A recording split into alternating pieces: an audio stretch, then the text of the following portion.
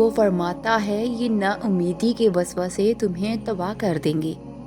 میں نے نہ تمہیں تنہا چھوڑا ہے اور نہ میں تم سے بیزار ہوں۔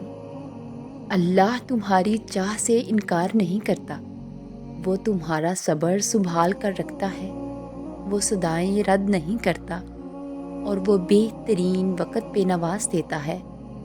اور جو اللہ نے تمہارے لیے لکھ دیا ہے وہ امتحان کے لیے تم سے دور تو جا سکتا ہے لیکن کسی اور کو کبھی نہیں مل سکتا، اور جسے دعا میں مانگا جائے اسے تمہارا نصیب بھی تم سے نہیں چھین سکتا۔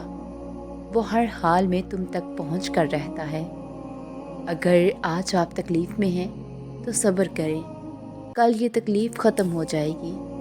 کچھ بھی ہمیشہ کے لیے نہیں ہوتا، تنگی کے یہ دن بھی گزر جائیں گے، لیکن رب پر یقین وہ ہے جو آپ نے ہمیشہ پختہ رکھنا ہے۔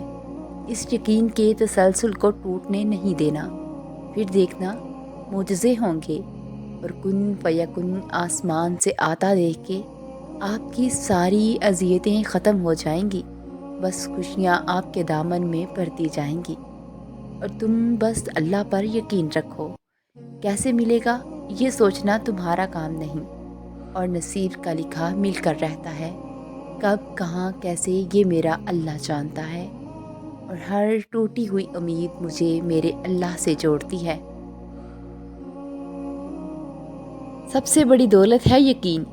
اللہ نظر نہیں آتا، لیکن اس کے ہونے کا، اس کی قدرت کا، اس کے اختیار کا، اس کی محبت کا، اس کے سب سننے کا، اس کے سن کر سمجھ لینے کا، اس کے دینے کا یقین۔